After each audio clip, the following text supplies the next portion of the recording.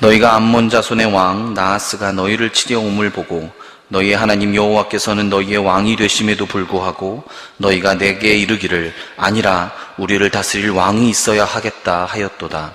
이제 너희가 구한 왕, 너희가 택한 왕을 보라. 여호와께서 너희 위에 왕을 세우셨느니라. 너희가 만일 여호와를 경외하여 그를 섬기며 그의 목소리를 듣고 여호와의 명령을 거역하지 아니하며 또 너희와 너희를 다스리는 왕이 너희의 하나님 여호와를 따르면 좋겠지만은 너희가 만일 여호와의 목소리를 듣지 아니하고 여호와의 명령을 거역하면 여호와의 손이 너희의 조상들을 치신 것 같이 너희를 치실 것이라. 지난 5월 4일은 미국에서 매년 지켜지고 또 진행되는 국가 기도의 날이었습니다. 물론 이때 그 행정명령, 미국 대통령이 행정명령에 사인한 그것이 내용이 관심이 되기도 했지만 그걸 말씀드리려고 하는 것은 아니고요. 그날 부통령이 성경 말씀 한 구절을, 미국의 부통령이죠. 미국의 부통령이 아주 유명한 그리스도인이죠. 크리스찬. 좋던 나쁘던 평가는 좀 다양하지만 어쨌든 그 부통령이 읽은 성경 말씀 한 구절을 제가 소개해 드리려고 합니다. 역대하 7장 14절 말씀인데요. 한번 들어보시기 바랍니다. 내 이름으로 일컫는 내 백성이 그 악한 길에서 떠나 스스로 겸비하고 기도하여 내 얼굴을 구하면 내가 하늘에서 듣고 그 죄를 사하고 그 땅을 고칠지라. 이 역대하 7장 14절 말씀입니다. 하나님께서 솔로몬 왕에게 주었던 그 말씀이죠. 솔로몬이 처음 왕이 되고 또 하나님 말씀에 잘 순종하여서 하나님께 영광 올려드리고 성전을 짓고 이러할 때에 하나님께서 솔로몬에게 주신 그 말씀의 한 부분입니다. 이처럼 국가가 1년 중에 하루를 정해서 이렇게 함께 교회들이 또 정치인들이긴 하지만 여튼 미국의 국회에서 의회에서 또 대통령, 부통령들이 그런 어떤 예식을 한다는 것은 참 매우 의미 있는 일이다. 우리나라도 상황은 좀 다르지만 그렇죠. 우리나라도 국회 조찬 기도회가 있긴 합니다만 그건 좀 성격이 좀 변질된 것도 있고 어쨌든 우리나라도 상황은 다르지만 우리 개인이 매일매일 나라와 민족을 위하여서 기도 제목을 정하시고 나라와 민족을 위하여 기도하시는 그런 기도 생활 하실 수 있기를 바랍니다. 다음 한 주간은 우리가 나라와 민족을 위해서 전교인 특별 새벽 기도회를 정하고 이제 기도합니다. 여러분들께서 새벽에 함께 모여서 나라와 민족을 위해서 하나님의 말씀 듣고 찬양 올려드리고 또 하나님께 기도하는 그런 한 주간 되실 수 있기를 바랍니다.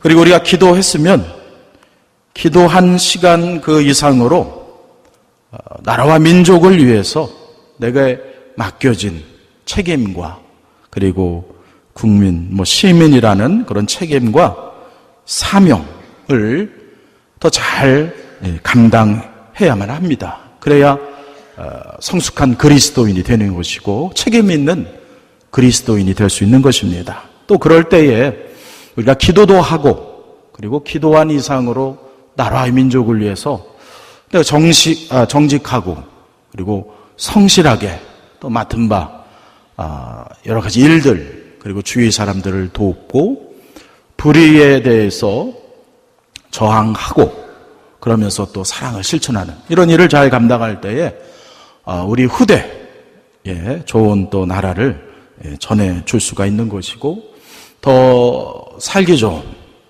또 하나님 보시기에 아름다운 그런 공동체를 이제 만들어낼 수가 있는 것입니다. 그러니 다음 한 주간 여러분 열심히 기도하시고 기도한 것 이상으로 매일매일 열심히 땀 흘리면서 수고하시면서 또 주위에 있는 분들 서로 섬기며 돕는, 그래서 교회 다니는 분들은 역시 다르구나, 그리스도인들이 정말로 대단하구나, 이러한 말을 통해서 하나님의 영광을 드러내실 수 있는 저와 여러분들이 되실 수 있기 바랍니다. 6월은 나라와 민족을 위해서 희생한 분들을 기억하고 또 그 수고와 헌신을 기리는 시간들이 참 많이 있습니다. 며칠 지나면 또 6월 25일이 또 돌아오기도 합니다. 그래서 저는 오늘 성경에 나오는 많은 사람들 중에서 나라와 민족을 위해서 수고했던 사무엘에 관한 또 사무엘서 말씀에 있는 본문을 통하여서 함께 말씀을 나누려고 합니다. 일반적으로 사무엘이 활동한 기간은 우리가 잘 아는 것처럼 사사시대에서 왕이 다스리는 정치 체제의 그런 전환되는 아주 복잡하고 변화의 시기에 활동했습니다. 사사시대라는 것은 결국 사사라는 어떤 직책, 어떤 직무, 이것을 통해서 특정인이 하나님의 부름을 받고 순종하여서 이스라엘 12지파, 이스라엘 공동체는 사실 왕정 이후에도 지파 중심이죠. 그 12지파, 보통 말하는 12지파의 정치적으로 그리고 특별히 재판을 통하여서 사법적인 지도력을 발휘했던 그런 시대를 뜻합니다. 특별히 사사들은 전쟁, 다른 나라가 쳐들어왔을 때, 이런 혹은 여러 문제로 인해서 전쟁이 일어났을 때 그 적과 싸우는 일을 주로 이제 담당을 한 것이죠. 그래서 대표적인 사사들이 몇 명 있지만 드보라, 또 여러분 잘 아시는 삼손, 그리고 기드온, 이런 사람들이 다 그런 사사의 직무를 감당을 했습니다. 또 왕정이라는 것은 사울 왕 이후를 가리키죠. 그래서 이스라엘의 왕이라는 직책을 중심으로 해서 그 나라가 운영되는 시기를 말합니다. 대표적인 왕은 사울, 그 다음에 다윗, 그 다음에 솔로몬, 이런 사람들이 왕이고, 솔로몬 왕 이후에 이제 나라가 분열된 이후에도 각각 북쪽에 또 남쪽에 왕들에 의해서 이렇게 다스려지는 그런 시기, 그런 체제를 왕정이다, 왕이 다스리는 시기다, 이렇게 구분을 하는 것입니다. 사사, 시대, 그래서 하나님께서 능력, 카리스마를 주셔서 그 나라에 어려움이 찾아왔을 때 사사를 중심으로 해서 문제를 해결했던 그 사사 시대에서 왕이 다스리는 왕정의 시대로 이렇게 변환되는 원인은 표면적으로는 효율성이었습니다. 효율성. 그 표현이 잘 나와 있는 것이 사무엘상 8장 20절 말씀입니다. 한번 들어보시기 바랍니다. 우리도 다른 나라들 같이 되어 우리의 왕이 우리를 다스리며 우리 앞에 나가서 우리의 싸움을 싸워야 할 것이니이다. 그러니까 왕을 달라고 요구하면서 내세운 표면적인 주장이 그 8장 20절, 사무엘상 8장 20절이 기록되어져 있는 겁니다. 그러니까 이스라엘 주변에 있는 나라들처럼 왕이 좀 다스려서 다른 나라가 쳐들어올 때 그 왕을 중심으로 해서 효율적으로 전쟁해야 하니까 왕을 주십시오. 지금 그 얘기를 하고 있는 것입니다. 물론 사사시대에도 전쟁에서 많은 사사들이 수고를 많이 했습니다. 그러나 사실 사사기 5장에서 말씀을 보면은 사사시대의 그런 제도가 꼭 그렇게 효율적이지는 아니하였다라는 것을 알 수 있습니다. 드보라 사사 때 무슨 일이 있었느냐면 길르앗, 단, 아셀 이런 지파들이 이 드보라가 전쟁 때문에 적을 막기 위해서 소집을 했음에도 불구하고 군사를 보내지 않는 일도 있었습니다. 또 나중에는 에브라임 지파 같은 경우는 입다 사사에게 막 저항하는 일도 막 있었고 그렇습니다. 그래서 사사 시대의 그 약점이 바로 이제 그런 거죠. 강력하지 않은 것입니다. 뭐 사사가 어떤 하나님이 주신 힘이 있지만 그렇다고 해서 그 힘이 나라 전체 12지파를 잘 통제할 만한 힘이 없었던 것은 분명한 사실이 되는 것이죠. 또한 이스라엘 주변 국가들은 이미 왕이라는 그런 제도가 다 만들어져 있었던 것입니다. 그래서 이 왕이 아주 강력한 힘을 발휘를 한 겁니다. 그래서 그 왕들이 강력한 힘을 가지고 첫째는 군사들을 이렇게 양육하는 거죠. 그래서 상비군이라고 해서 항상 군대가 만들어져 있는 겁니다. 그리고 강력한 힘을 가지고 무엇을 주로 했느냐면 도시를 건축하는 건축 사업을 많이 한 거죠. 성을 짓는다든지 또 요새를 만든다든지 도시를 잘 이렇게 만드는 것이죠. 그러다 보니까 이스라엘 백성들이 주변 국가들은 저렇게 왕들이 모여서 힘을 합하고 힘을 발휘해서 군대도 다 준비해 놓고 성도 잘 만들고 도시도 잘 만드니 이거 안 되겠다. 우리 이 이스라엘도 더 이상 지파별로 흩어져 있는 것 말고 또 사사 가끔씩 이제 뭐 하나님이 힘 주셔서 전쟁에 대응하는 그런 거 말고 왕이 좀 있어야겠구나. 그래서 다른 나라들처럼 강력한 나라를 좀 만들어야겠다. 아마 이런 욕심이 있었던 것이죠. 그래서 이스라엘의 부족 12지파 혹은 지도자들이 사무엘을 찾아간 겁니다. 그래서 우리나라도 다른 나라들처럼 왕을 좀 만듭시다. 그래야 전쟁이 날 때 그 왕을 중심으로 해서 싸워나갈 수 있지 않겠소? 이렇게 요구를 한 것입니다. 사실 이런 사회 문화적인 접근을 할 때 볼 때에 사실 사회가 이제 발전 또 변화되기 위해서 새로운 정치 제도를 요구한 것, 이것은 어찌 보면 큰 이렇게 잘못이 아닐 수도 있습니다. 오히려 이렇게 생각할 수도 있는 거죠. 우리가 제도를 좀 바꿔서 나라가 더 강해지고 또 큰 나라가 되어서 하나님을 잘 섬기면 되는 것 아닌가, 이렇게 주장할 수도 있다라는 것입니다. 그런데 그렇게 왕을 달라고 요구했던 이스라엘의 지도자들 찾아가서 이제 사무엘에게 말하고 이제 사무엘이 하나님에게 이제 기도한 것이죠. 그랬을 때 하나님께서 뭐라고 말씀하셨는가? 우리는 그것을 잘 살펴봐야 됩니다. 하나님께서는 사무엘에게 말씀하십니다. 그 말씀을 제가 나중에 읽어드리겠지만 핵심은 그겁니다. 인간들이 내세우는 효율성. 그래서 나라가 더 부강해져야 됩니다. 나라가 더 강력해져야 됩니다. 라는 그런 주장하는 효율성의 근간에는 인간의 죄성이 있다라는 것입니다. 그러니까 하나님께서 그 인간의 죄성을 사무엘에게 알려주시는 말씀이 8장 2절에 기록되어져 있습니다. 제가 읽어드리겠습니다. 여호와께서 사무엘에게 이르시되 백성이 내게 한 말을 다 들으라. 이는 그들이 너를 버림이 아니요 나를 버려. 여기서 나는 하나님인 거죠. 그러니까 하나님을 버려서 자기들의 왕이 되지 못하게 함이니라.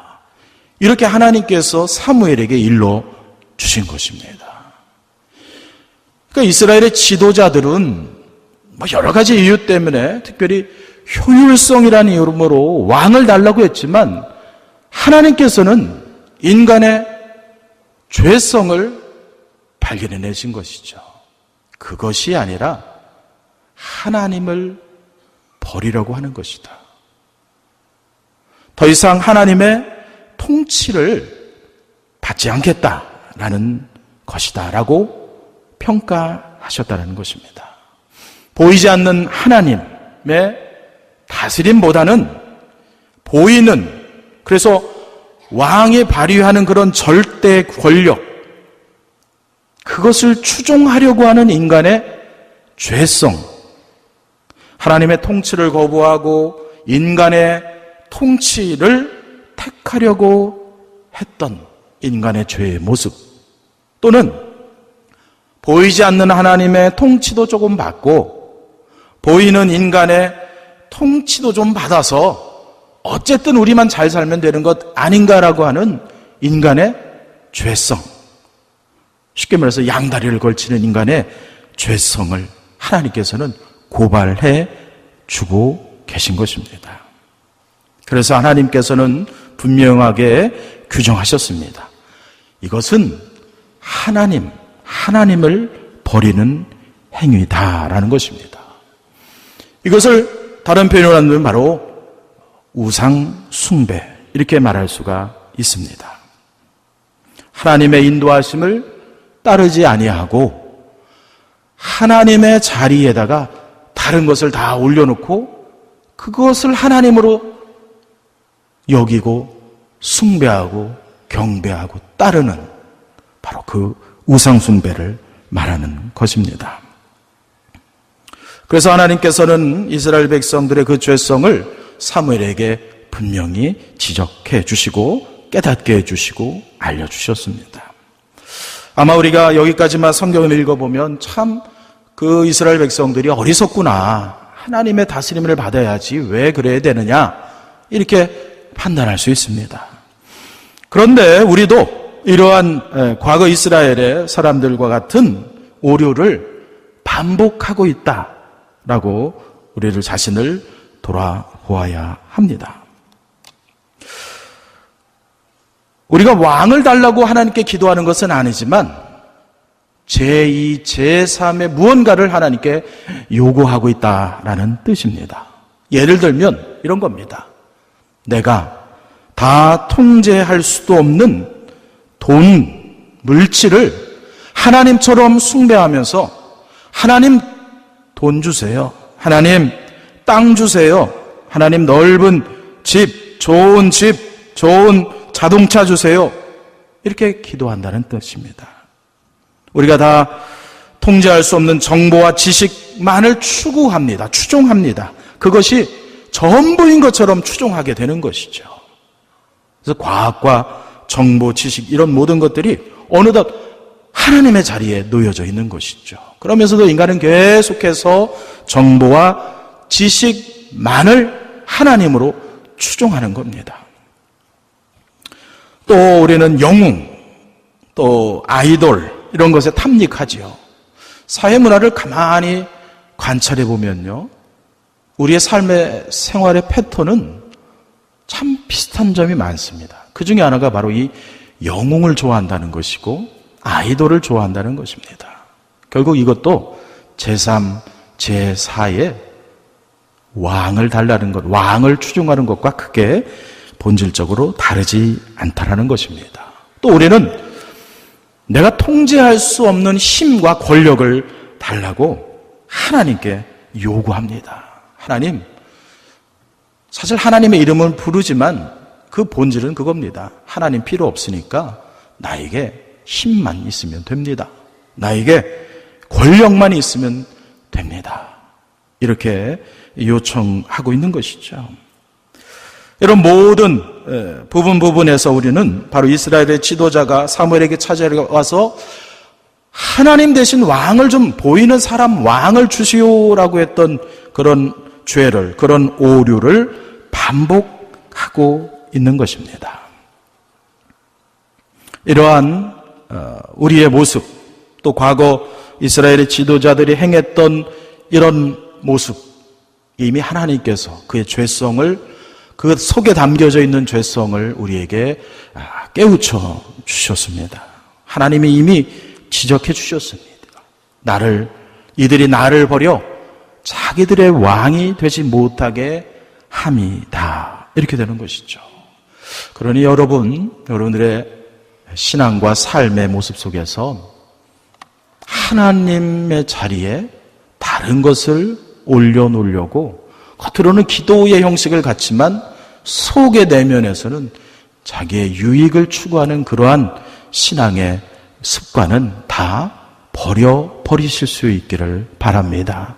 그러한 죄성, 그런 범죄의 길을 걷지 않으실 수 있도록 늘 깨어있는 말씀 중심의 믿음의 생활을 걸어가실 수 있기를 바랍니다. 이후 하나님께서는 그렇게 자기들의 욕심 아니면 효율성 어쨌든 이런 것들을 요구했던 이스라엘 지도자들에게 사무엘을 통하여서 아주 특별하게 반응을 하십니다. 제가 사용하는 표현은 독특한 왕정을 허락하셨다 이렇게 설명드릴 수 있습니다. 즉 왕을 허락해 주시기는 주셨습니다. 그래서 그 첫 번째 인물이 우리가 아는 사울 왕이 되는 것입니다. 그런데 그때 그 사울 왕 혹은 하나님께서 허락하신 왕정, 독특한 왕정은 왕이 백성들을 통치한다 이런 개념, 그래서 고대 그 이스라엘 주변 국가가 가지고 있던 그런 개념의 왕이 아니라 어찌 보면 하나님과 이스라엘 백성 속에서 그 중간에서 하나님의 말씀을 듣고 이스라엘 백성들을 섬기고 이끄는 왕. 그래서 하나님에 의한 혹은 하나님의 다스림에 순종하는 왕, 그 왕이 다스리는 나라, 이런 왕정을 허락해 주셨다는 것입니다. 그래서 그러한 하나님의 방식이 오늘 읽어주신 이 본문 말씀에 기록되어져 있는 것입니다. 오늘 읽어주신 이 말씀, 특별히 14절 말씀에 보시면 너희가 만일 여호와를 경외하여 그를 섬기며 그의 목소리를 듣고 여호와의 명령을 거역하지 아니하며 또 너희와 너희를 다스리는 왕이 너희 하나님 여호와를 따르면 좋겠지만, 바로 이 내용에 담겨져 있는 것입니다. 즉 이스라엘 백성도 그렇고 이스라엘에 세워질 왕은 그냥 효율적으로 백성을 다스린다 이런 왕이 아니라 하나님의 말씀을, 그 하나님의 말씀을 들어야 한다는 것입니다. 그를 섬기며 그의 목소리를 듣는 것, 바로 그것이 하나님께서 허락해 주시는 왕정 체제의 근간을 이루는 기본적인 신앙 태도가 되는 것입니다. 왕도 백성도 하나님의 말씀을 들을 때 살 수 있는 것입니다. 하나님의 음성을 따라 순종할 때 그 이스라엘이 하나님에 의해서 지켜질 수 있고 보호받을 수가 있게 되는 것입니다. 그렇기 때문에 그 나라가 왕의 정치 체제, 사울 왕이 됐던 또 다윗 왕이 됐던 솔로몬 왕이 됐던 그 개인의 능력이 아니라 그 왕들이 혹은 백성들이 얼마만큼 하나님의 말씀을 듣느냐가 관건이라는 것입니다. 이것은 비단 왕정체제만이 아니라 사사시대, 사사가 다스리던 시대에도 사실 동일한 기초 관건의 문제였습니다. 어떤 사사든지 하나님의 말씀 음성을 듣는 사사가 힘을 발휘할 수 있었다는 것이죠. 위기를 이겨낼 수 있었다는 겁니다. 또 어떤 왕이 됐던 개인의 능력이 중요한 것이 아니라 그 왕이 하나님 앞에 순종하여서 하나님의 말씀을 들을 때에 그 왕도 살고 이스라엘도 위기나 어려움에서 회복되고 살아날 수 있었다는 것입니다. 그러니 하나님 앞에서는 제도가 중요한 것이 아니고 사람이 중요한 것이 아니고 하나님의 말씀을 듣는 그 사람이 중요하다는 것입니다. 사무엘상은 또 사무엘하도 그렇고 또 신명기 말씀도 그렇고 이 말씀에서 우리에게 주는 주제는 어찌 보면 한 가지입니다. 하나님의 말씀을 듣는 자, 하나님의 말씀에 순종하는 자, 그에게 하나님은 복을 주신다는 것입니다. 그렇지 않은 경우가 이제 15절 말씀에 기록되어져 있는 것이죠. 너희가 만일 여호와의 목소리를 듣지 아니하고 여호와의 명령을 거역하면 여호와의 손이 너희의 조상들을 치신 것 같이 너희를 치실 것이다. 이렇게 되는 겁니다. 사사제도, 왕의 제도, 그게 하나님 앞에서 중요한 것이 아니라는 겁니다. 하나님의 말씀을 듣느냐, 하나님의 말씀을 듣지 않느냐, 이것이 하나님 보시기에 판단의 기준이 되는 것입니다. 다음 한 주간은 나라와 민족을 위한 특별 새벽 기도회입니다. 이 기도회 시간을 통하여서 우리는 하나님의 말씀을 들을 것입니다. 그리고 하나님의 말씀에 순종하는 기도도 드릴 것이고 찬양도 하나님께 올려 드리실 것입니다. 이 한 주간의 시간들을 여러분 통하여서 지금 나의 삶이 하나님의 말씀을 듣고 있는 삶에 제대로 걸어가고 있는가?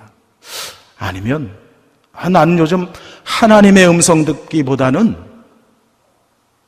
하나님 외에 다른 소리에만 집중하고 있어. 이러면 안 되겠다 해서 또 삶의 신앙의 노선을 다시 수정할 수 있는, 재조정할 수 있는 그런 한 주간의 시간이 되실 수 있기를 바랍니다. 그럴 때에 바로 그 하나님의 음성을 듣는 여러분 그 한 분 때문에 이 나라와 이 민족이 하나님 보시기에 의의 길을 걸어가게 될 줄로 믿습니다. 항상 하나님을 우리의 왕으로 인정하시고 순종하시는 그런 믿음으로 말미암아 하나님이 주시는 은혜와 소망, 복을 다 누리시기를 주님의 이름으로 축원드립니다. 마지막으로 시편 145편 1절의 말씀을 읽어 드리겠습니다. 듣고 결단하시기 바랍니다. 왕이신 나의 하나님, 내가 주를 높이고 영원히 주의 이름을 송축하리이다. 아멘. 하나님 아버지 감사드립니다. 열심히 오늘 하루 살고 또 믿음으로 살다가 이렇게 또 함께 이 밤에 모여 예배 드리게 인도해 주시니 감사를 드립니다. 이렇게 교회에 오기까지 결단한 그 믿음의 자리 변치 않고 잘 지켜서 하나님을 나의 왕으로 늘 섬기고 하나님이 주시는 말씀을 잘 듣고 그 말씀대로 실천함으로 인하여서 하나님이 주시는 은혜와 소망과 평강 속에 걸어가는 그러한 복을 누리는 우리가 다 되게 하여 주옵소서. 우리를 사랑하여 주시는 살아계신 예수 그리스도의 이름으로 기도합니다. 아멘.